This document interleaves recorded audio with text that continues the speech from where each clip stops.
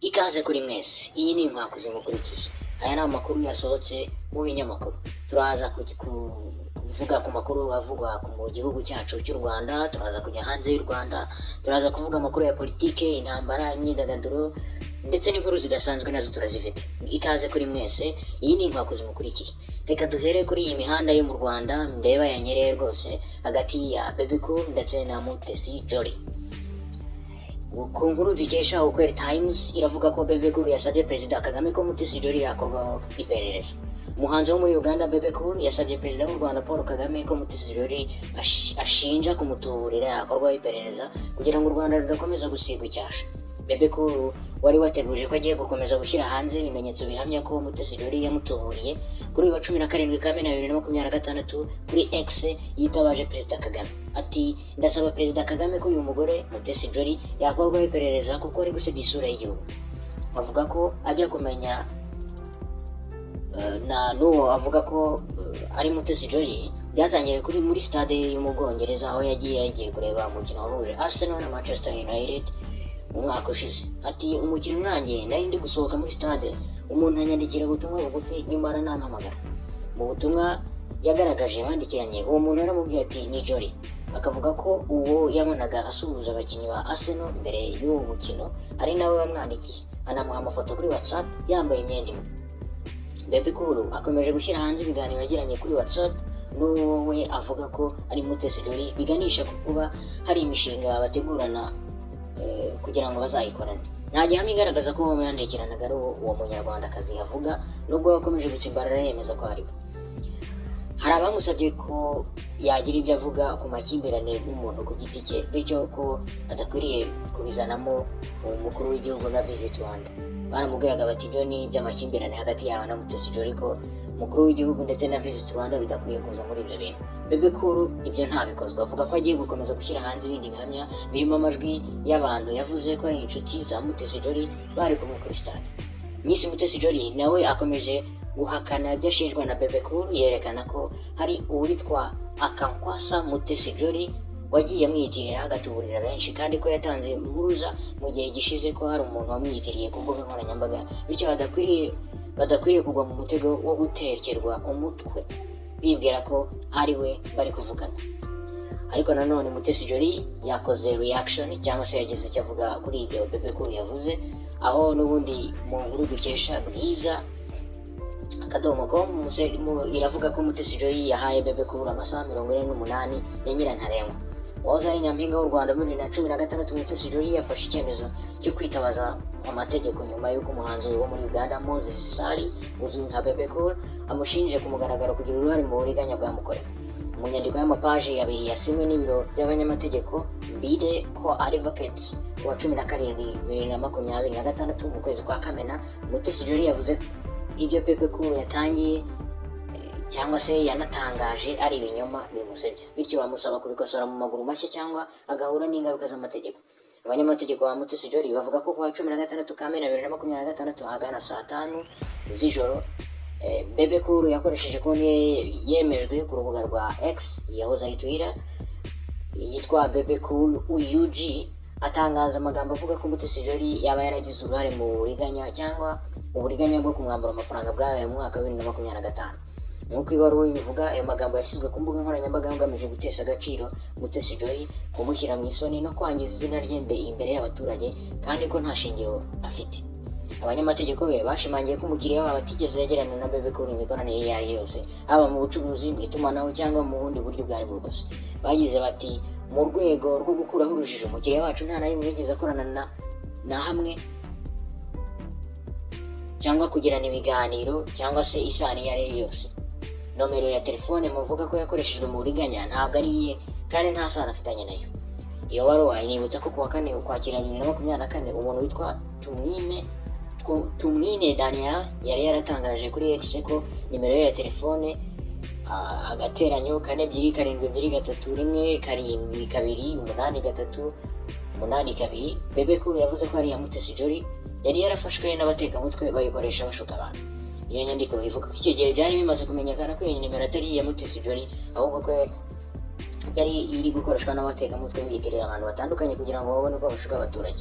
Abanyamategeko bavuga ko ibi byerekana ko Bebe Cool yari afite amakuru cyangwa se byibuze yari akwiye kuba azi ko ibyo yatangaje bidafite ukuri, ariko akabikora uko byagenda kose. Muri iyo nyandiko Mutesi Jolly yasabye Bebe Cool gukora ibintu bikurikira mu gihe kitarenze amasaha 48 nyuma yo kwakira ibaruwa: guhita ahagarika gukomeza gutangaza cyangwa gukwirakwiza amakuru nkayo, gukuraho inyandiko zose zitsembya Mutesi Jolly, gutangaza inyandiko yo kwisubiraho ku mugaragaro yemera ko ibyo yavuze atari ukuri, gusaba imbabazi Mutesi Jolly mu buryo bugaragara kandi bungana n'ubwamamare bw'aho yatangarije ibyo mushinja, gutanga inyandiko yanditse yemeza ko atazongera gutangaza amakuru nkayo, no kugaragaza aho yakuye amakuru yakoresheje mu kumushinja. Abanyamategeko ba Mutesi Jolly bavuga ko Bebe Cool naramuka atubahirije ibyo asabwa muri aya masaha 48 bazahita batangiza ikirego mu nkiko batabanje kongera kumumenyesha. Binavuze ko bashobora gusaba indishyi z'ibyangiritse byose, haba ku izina rya Mutesi Jolly, ku cyubahiro cye, ndetse n'ibindi byangiritse bitewe n'ibyo bavuga ko ari ugusebanya no gukoresha nabi imbuga nkoranyambaga. Ibaruwa isoza ivuga ko iyi ntambwe ifashwe itari ukuvuga ko Mutesi Jolly aretse ubundi burenganzira bwose ahabwa n'amategeko, ahubwo ko azakomeza kubwifashisha igihe cyose bibaye ngombwa. Kugeza ubu Bebe Cool ntabwo aratangaza igisubizo ku mugaragaro kuri iyi baruwa y'abanyamategeko ba Mutesi Jolly. Icyakora iyi nkubiri ikomeje gukurikirwa cyane n'abakoresha imbuga nkoranyambaga mu Rwanda na Uganda, aho benshi bategereje kureba icyemezo azafata mu minsi iri imbere. Iyi ni inkubiri rwose ku mbuga nkoranyambaga.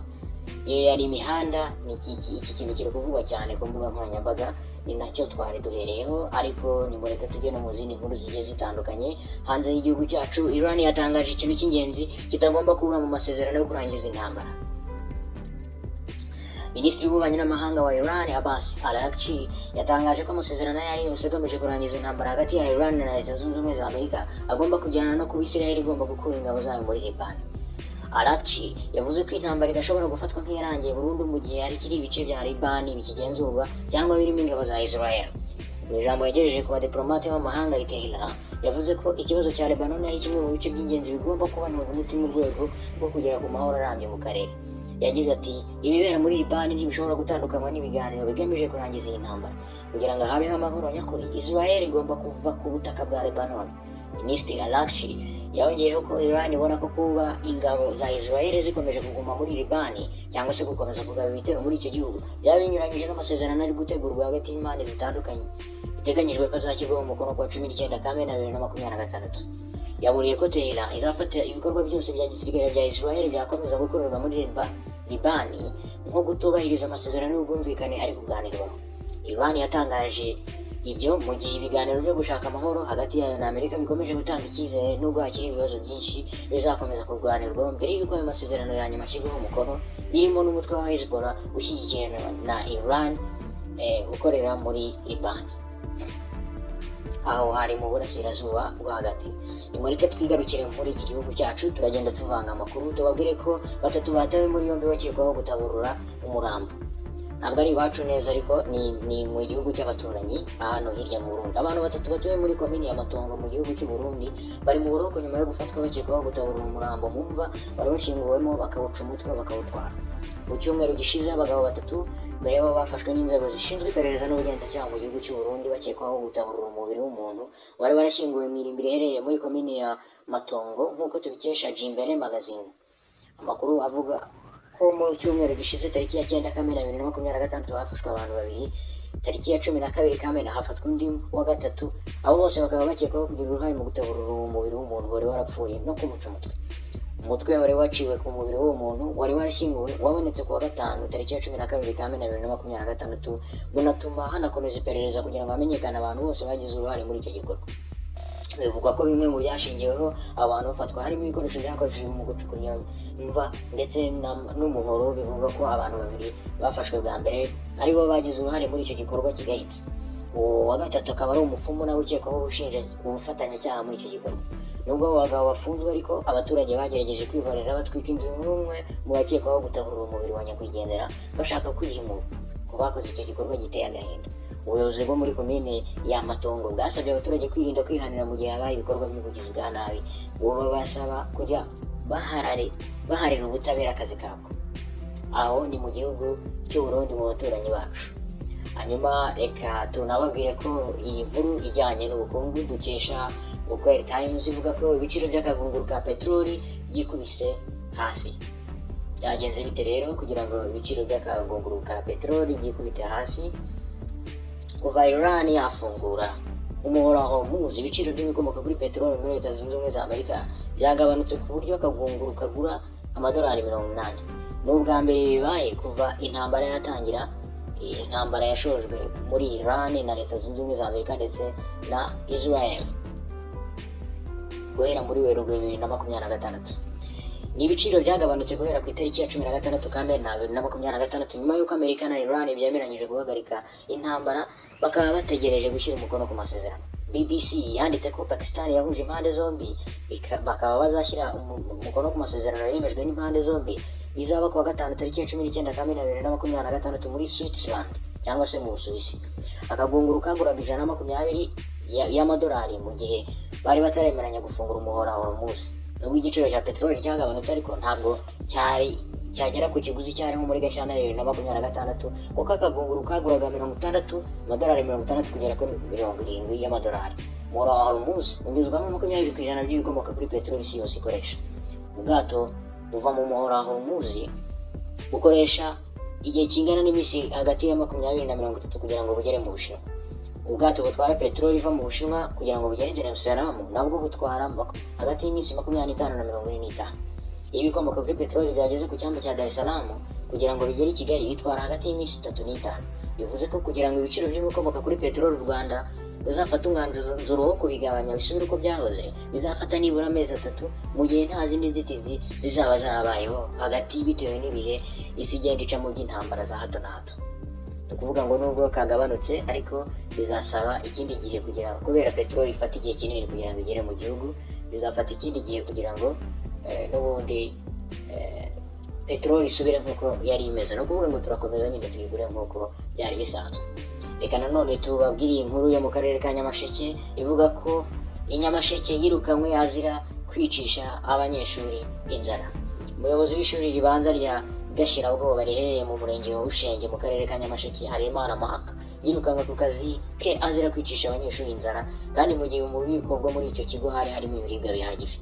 Amakuru avuga ibi byabaye mu gihe cy'ibizamini bisoza igihembwe cya kabiri cy'uyu mwaka w'amashuri aragera kuri Ukweli Times dukesha iyi nkuru. Iki kinyamakuru kiravuga ko aho uyu muyobozi yatagaburiye abana mu gihe mu bubiko hari harimo ibiribwa byagombaga kugaburira abana cyangwa se abana bagombaga kurya mu bubiko bw'iri shuri. Umuyobozi w'akarere ka Nyamasheke Mupenzi Narcisse yavuze ko uyu muyobozi w'iki kigo yicishije abanyeshuri inzara kandi akananga gushyira mu bikorwa amabwiriza n'ibyemezo byatanzwe na Minisiteri ifite uburezi mu nshingano. Yagize ati nkwandikiye nkumenyesha ko kuva ku wa 16 z'ukwa gatandatu 2026 wirukanwe ku kazi kubera ko wakoze amakosa bigatera ingaruka ku myigire y'abanyeshuri by'umwihariko aho wicishije abanyeshuri inzara kandi stock irimo ibiribwa byo guteka. Iminsi yose y'ikizamini gisoza igihembwe cya kabiri 2025-2026 igashira nta munyeshuri n'umwe ufatiye ifunguro ku ishuri. Yanavuze ko icyemezo cyo kwirukana umuyobozi w'iryo shuri cyafashwe na komite nyobozi y'akarere ka Nyamasheke aho ni mu ntara y'Uburengerazuba bw'u Rwanda. Reka twisubirire n'ubundi hanze y'u Rwanda tubabwire ko Iran ishobora kubona miliyari 300 z'amadolari mu gihe yaba yemeye guhagarika intambara. Mu masezerano yo guhagarika intambara ya Iran iki gihugu cyagiranye na Leta Zunze Ubumwe za Amerika harimo ko Iran niramuka yasinye izashorwamo miliyari 300 z'amadolari azafasha mu guteza imbere iki gihugu cyashenywe na Amerika mu buryo bugaragara. Reuters iragaragaza ko abashoramari bamaze kwemera amafaranga arenga 1/2 cy'ishoramari cyagenewe kongera kubaka no guteza imbere Iran. Iri shoramari rya miliyari 300 z'amadolari rigamije gushishikariza ibihugu byombi kumvikana ku masezerano ajyanye no guhagarika intambara ateganyije gusinywa ku wa 19 Kamena 2026 mu Busuwisi. Ubu bwumvikane bw'iminsi 60 ntabwo ari amasezerano ya nyuma yo kurangiza intambara ahubwo ni amasezerano y'ibanze. Muri iyi minsi abayobozi ba Iran na Amerika bazafatanya kwiga ku byo buri ruhande rwifuza birimo ingingo zijyanye n'intwaro kirimbuzi, ibihano byafatiwe Iran n'uburyo bwo kwimakaza umutekano mu karere. Ku wa 14 Kamena 2026 nibwo byemejwe ko Iran na Amerika byemeranyijwe ku masezerano ahagarika intambara yari imaze hafi amezi 3 n'igice ishojwe na Washington. uwatanze amakuru yavuze ko iri shoramari ari iry'abikorera atari indishyi yo kubaka ibyangijwe na Iran cyangwa ngo abe ari amafaranga ya Iran yafatiriwe izahanga. Byatangajwe ko aya mafaranga azashorwa n'ibigo byo mu Kigobe, Aziya, Amerika na Afurika. Imari izashorwa mu nzego zirimo urw'ingufu, ubwikorezi, inganda n'ibindi. Biteganyijwe ko ibigo byo muri Korea y'Epfo, Ubuyapani, Singapore, Malaysia na Leta Zunze Ubumwe za Amerika byemeje ko bizashora imari muri iki gihugu. Umwe mu bayobozi bo muri Iran bavuze ko kandi muri aya masezerano igihugu cyabo cyasabye Amerika indishyi ya miliyari 400 z'amadolari yo gusana ibyangijwe. Cyakora Washington yo yari yinangiye ivuga ko ntayo izatanga. Nubwo Iran ari igihugu cyo mu burasirazuba bwo hagati gifite ubukungu buri ku rwego rwo hejuru, mu myaka nka 40 ishize yakiriye ishoramari rito bigizwemo uruhare n'ibihano Amerika n'indi miryango mpuzamahanga byayifatiye, ntibyagoye ibigo by'amahanga gushora imari muri iki gihugu. Watanze amakuru yagize ati iri shoramari rizashyirwa mu bikorwa ubwo amasezerano azaba yemejwe. Mu minsi 60 abashinzwe ibijyanye n'iri shoramari bazakorana n'abanya-Iran n'abashoramari mu kugena imishinga yashorwamo imari. Aho ni muri Iran. Reka tubabwire ko muri Leta Zunze Ubumwe za Amerika FBI yaburije mu mugambi w'igitero kuri White House. Urwego rw'iperereza rwa Leta Zunze Ubumwe za Amerika FBI rwatangaje ko rwaburije mu mugambi wo kugaba ibitero ku bitabiriye ibirori by'imikino njyarugamba byabereye ku ngoro y'umukuru w'igihugu White House. Hafatwa abantu bakekwaho gucura uwo mugambi. Wa 14 Kamena 2026 White House yari yakiriye imikino njyarugamba mu birori byo kwizihiza isabukuru y'imyaka 50 ya Amerika byitabirwa n'ibihumbi by'abantu. Nk'uko kuwa 16 Kamena 2026 inyandiko z'urukiko zabigaragaje, abakekwaho gucura umugambi wo kugaba iki gitero bari bateguye drone zitwara ibiturika kugira ngo zitwike inyubako ziri hafi y'aho ibirori byabereye. Umuyobozi mukuru wa FBI Kash Patel yasobanuye ko icyo iri tsinda ryari rigamije ari ukugira ngo abitabiriye ibirori bagire igihunga berekeza aho ryari ribategeye ribarase mu gihe ryitegura kwinjira mu marembo ya White House. Iperereza ryari ryatangiriye ku musore w'imyaka 19 Tyson Proper wavuzwe nk'uwari mu itsinda ry'abateguraga uwo mugambi nyuma y'uko nyina ahaye inzego z'umutekano amakuru. Abashinzwe iperereza bavuga ko itsinda ryitwa Vanguard of the Old ari ryo ryakoranaga binyuze ku rubuga rwa TikTok mu kunoza umugambi wo kugaba ibitero ku bantu bakomeye bari bitabiriye ibirori. Nibura abantu 5 bamaze gufatwa mu gihe abandi bagishakishwa. Urwego rushinzwe kurinda umukuru w'igihugu rwatangaje ko ruri gukorana na FBI kugira ngo hamenyekane amakuru arambuye kuri iki kibazo. Hanyuma reka tugaruke hano mu gihugu cyacu tubabwire ko Minisante yashimangiye ko nta murwayi wa Ebola uri mu Rwanda. Minisiteri y'Ubuzima Minisante yatangaje ko mu Rwanda ndetse no mu duce bihana imbibi nta murwayi wa Ebola hari, ndetse ko ikomeje gukurikiranira hafi uko iki cyorezo gihagaze. Mu itangazo Minisante yashyize hanze kuwa 16 Kamena 2026 igaragaza ko nyuma y'ukwezi icyorezo cya Ebola cyo mu bwoko bwa bundi bucyo gitangajwe mu ntara ya Ituri muri Repubulika Iharanira Demokarasi ya Kongo, inzego z'ubuzima mu Rwanda zikomeje gukurikiranira hafi uko gihagaze no gukomeza ingamba zo kukirinda.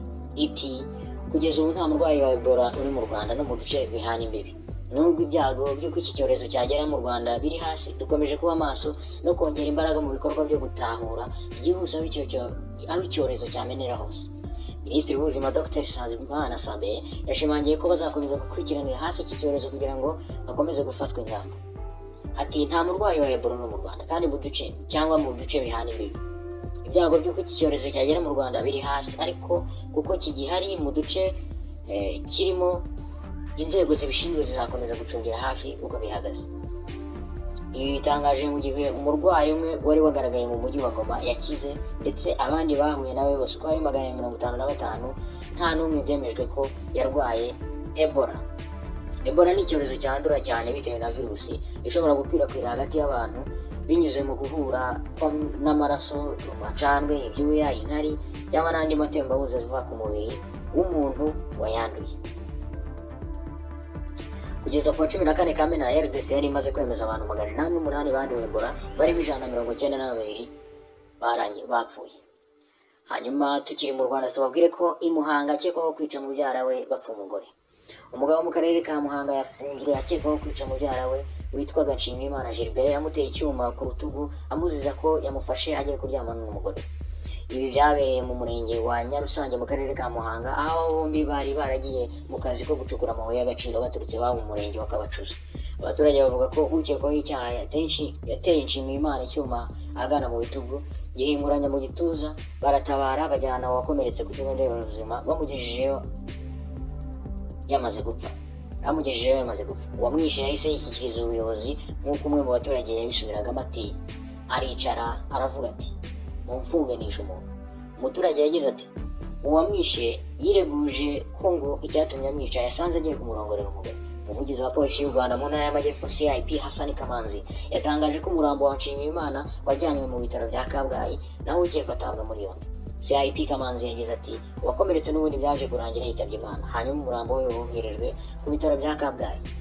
Ukekwa afungiye kuri sitasiyo ya polisi ya Muhanga. Urwego rw'ubugenzacyaha RIB rwatangiye iperereza kuri iki cyaha. Aho ni mu karere ka Muhanga. Ibintu ntabwo dushobora kurangiza inkuru zo mu binyamakuru nta muntu wapfuye, ibyo ntibibaho rwose, sinzi impamvu. Hanyuma reka tubabwire ko hanze y'u Rwanda n'ubundi Ukraine yagabweho ibitero bikomeye n'Uburusiya. Ingabo z'Uburusiya zagabye igitero cya drone muri Ukraine mu ijoro ryakeye rishyira ku wa 17 Kamena 2026. Byabereye mu ntara ya Zaporizhia, umwe arapfa abandi 7 barakomereka. Guverineri wa Zaporizhia Ivan Fedorov abinyujije ku mbuga nkoranyambaga yavuze ko Uburusiya bwagabye ibitero 5 byateje inkongi y'umuriro yangiza n'ibikorwa remezo. Yagize ati umuntu umwe niwe waguye muri ibi bitero byagabwe n'umuhanzi. Polisi yo muri aka gace yatangaje ko Uburusiya bwifashishije drone za Shahed zatwikije inzu z'abaturage. Kimwe mu bitero cyateye inkongi y'umuriro ikomeye ku nzu igeretse 3 abayirimo baburwa basohoka. Polisi yatangaje ko ubwo imwe muri iyo drone yarasaga imodoka yishe umugabo umwe, mu gihe abandi 7 aribo babaruwe nk'abakomerekeye muri ibi bitero. Imirimo yo gushaka abandi bashobora kuba bakomerekejwe n'iki gitero irakomeje. Impuruza ziburira zakomeje kuvuga ko drone z'Uburusiya zakomeje kugaragara. Ubuyobozi bwasaba abaturage kuguma mu bwihisho no kumenyesha inzego z'umutekano amakuru akenewe kugira ngo babone ubutabazi bwihuse. Aho ni muri Ukraine. Reka nanone tukiri hanze y'u Rwanda tubabwire ko Perezida Ramaphosa asanga bimukira ntaho bahuriye n'ibibazo bya Afurika y'Epfo. Perezida wa Afurika y'Epfo Cyril Ramaphosa yanenze imyitwarire ya bamwe mu baturage b'iki gihugu bamaze igihe mu bikorwa byo guhohotera no kwirukana abimukira, babashinja ko aribo ntandaro y'ibibazo byugarije iki gihugu. Hashize iminsi abaturage bo muri Afurika y'Epfo ibi bikorwa by'urwango rwibasira abanyamahanga bizwi nka xenophobia, ku buryo ibihugu nka Nigeria, Malawi na RDC byafashe icyemezo cyo gucyura abaturage babyo babaga muri iki gihugu kugira ngo badahohoterwa cyangwa bakicwa. Abanyafurika y'Epfo bavuga ko umubare munini w'abimukira mu gihugu cyabo ariwo ntandaro y'ibibazo binini birimo ubushomeri ndetse n'ibyaha bikomeza kwiyongera. Ku wa 16 Kamena 2026 ubwo yari i Johannesburg mu birori byo kwizihiza umunsi wahariwe urubyiruko, Perezida Ramaphosa yavuze ko kuko Afurika y'Epfo ifite ibibazo birimo n'ubushomeri buri ku kigero cya 46% mu rubyiruko, ariko ashimangira ko ntaho bihuriye n'abimukira. Ati gukemura ibibazo nk'ibi bisaba ibikorwa aho kubihirikira ku bantu bafite intege nke, urugero nk'abimukira. Nubwo tuzi neza ko hari ikibazo cy'abimukira banyuranyije n'amategeko kandi baba mu gihugu cyacu mu buryo bunyuranyije n'amategeko, turi kugikemura. Ibibazo byacu nitwe biturukaho kandi nitwe dufite inshingano zo kubikemura. Muri ibi bikorwa by'urugomo amaduka y'abimukira muri Afurika y'Epfo yarasahuwe, bamwe barakubitwa. Malawi yo ivuga ko hari abaturage bayo 5 bishwe. Aho ni muri Afurika y'Epfo. Hanyuma nanone tubabwire ko urubanza rwa Ingabire Victoire aho twagarutse mu Rwanda ruzasubukurwa muri Nzeri 2026. Urukiko rukuru rwa Kigali rwategetse ko iburanisha ry'urubanza rurerwamo Ingabire Victoire Umuhoza ruzasubukurwa ruzasubukurwa muri Nzeri 2026. Iki ni icyemezo cyatangarijwe mu iburanishwa ry'ibanze ryabereye muri urwo rukiko, aho Ingabire Victoire yagaragaje ko hari ibyo abona byatuma urubanza rutagenda neza bikwiriye kubanza guhabwa umurongo. Urugero harimo kuba atabasha kuvugana n'umuryango we uretse umugabo we, kandi ngo abagize umuryango aribo bakabaye bamworohereza mu gukemura bimwe mu bibazo birebana no kwishyura abanyamategeko. Ingabire nanone yabwiye urukiko ko atiteguye kuburana kubera ko atameze neza haba mu mbaraga z'umubiri, z'amarangamutima no ku myizerere, kubera ko byatumye uko abayeho cyangwa se ibibazo yagize n'ibyo byatumye atitegura neza urubanza. Icyo yavuze ko rero akeneye kubanza no guhura n'abo bariganwa kugira ngo bategure neza idosiye. Iburanisha rero rizakomeza mu kwezi kwa Nzeri ku byaha aregwa uyu mudamu w'umunyapolitiki. Hanyuma reka tubabwire ko nanone mu nkuru dukesha Igihe iravuga ko mu nkuru zidasanzwe akanyamasyo ko muri Seychelles kaciye agahigo ko kuba inyamaswa ishaje kurusha izindi ku isi. Kanyamasyo ko muri Seychelles kitwa Jonathan kujuje imyaka 194 kaca agahigo ko kuba ariyo nyamaswa ya mbere ikuze cyane kurusha izindi ku isi. Kuri wa 17 Kamena nibwo Guinness World Records yatangaje ko Jonathan yaciye aka gahigo. Amakuru yashyizwe hanze agaragaza ko aka kanyamasyo kavutse mu mwaka w'1832 ibi kagira inyamaswa ya mbere ikuze cyane kurusha izindi ku isi. Utunyamasyo ni zimwe mu nyamaswa zizwiho kuramba ariko Jonathan yabaye umwihariko kuko ubundi tundi tudakunze kurenza imyaka 150. Hanyuma reka tubabwire ko nanone hanze y'u Rwanda Trump yatangaje ko nta cyamubuza kongera kurasa kuri Iran mu gihe yaba yitwaye nabi. Donald Trump yavuze ko amasezerano Amerika yemeranyije na Iran yazashyirwaho umukono ku wa 19 Kamena 2026 ataraye burundu ku buryo natemera ibiyakubiyemo cyangwa nakitwara nabi atazatekereza kabiri ku gusubukura ibitero karundura kuri iki gihugu cyo mu burasirazuba bwo hagati. Ibi yabigarutseho ku wa 17 Kamena 2026 ubwo yari mu nama ya G7 imaze iminsi ibera mu Bufaransa. Nibyo muri Iran nabyo rero no kuzabibara abantu babibonye kabisa. Hanyuma reka tubabwire ko mu karere ka Ngoma hano mu Rwanda bari inka irwaye ubuganga, umwe arapfa 9 bajyanwa kwa muganga igitaraganya. Abaturage bo mu 10 bo mu karere ka Ngoma mu murenge wa Kazo bajyanywe kwa muganga, umwe ahita apfa nyuma yo gutaburura inka yari yishwe n'indwara y'ubuganga bakayirya ikabamerera nabi. Byabereye mu mudugudu w'Amabumba mu kagari ka Kinyonzo mu murenge wa Kazo w'akarere ka Ngoma. Ikibazo cyatangiye ku tariki 8 Kamena ubwo inka yipfushaga bikekwa ko irwaye ubuganga ihita inataka. Muri iryo joro rero abaturage 25 bahise bayitaburura barayirya. Hanyuma ku itariki ya 14 bamwe bagaragaza ibimenyetso by'uburwayi batangira kujyanwa kwa muganga. Hanyuma rero abandi rumva ko bakomeje kugira ibibazo kubera kurya inka bataburuye yishwe n'ubuganga. Hanyuma nanone reka tubabwire ko RDC yandikiye amateka kuri Portugal. Ikipe y'igihugu ya Repubulika Iharanira Demokarasi ya Kongo RDC yatsinze igitego cya mbere mu mateka yayo mu gikombe cy'isi biyifasha kunganya na Portugal muri iki gikombe cy'isi. Tubabwire ko Portugal n'ubundi ikinamo wa mukinnyi w'igihanganye wita Cristiano Ronaldo. Muri rusange umukino waje kurangira ari igitego 1-1. Ibi ntabwo byaherukaga kuri RDC kabisa. Ntabwo ibi byari byishimo kuri bo. Hanyuma nanone reka tubabwire ko Brigadier General Patrick Karuretwa yagizwe umuvugizi wa RDF. Umugaba w'ikirenga w'ingabo z'u Rwanda Perezida Paul Kagame yagize Brigadier General Patrick Karuretwa umuvugizi w'ingabo z'u Rwanda. Mu itangazo ryashyizwe hanze ku wa 17 Kamena 2026 twanapostinze hano ku Mwakuzi risobanura ko Brigadier General Karuretwa azakomeza no gukora inshingano nk'umuyobozi ushinzwe ubufatanye mpuzamahanga mu bya gisirikare muri Minisiteri y'Ingabo. Hanyuma nanone tubabwiye ko Afurika y'Epfo yemeye ko igipfana n'u Rwanda biruta ibyo bipfa bica amarenga yo gukemura ibibazo bya visa.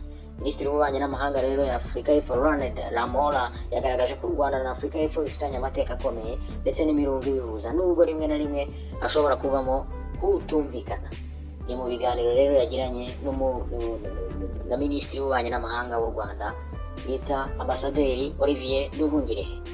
Amakuru y'ibinyamakuru nakagaruka.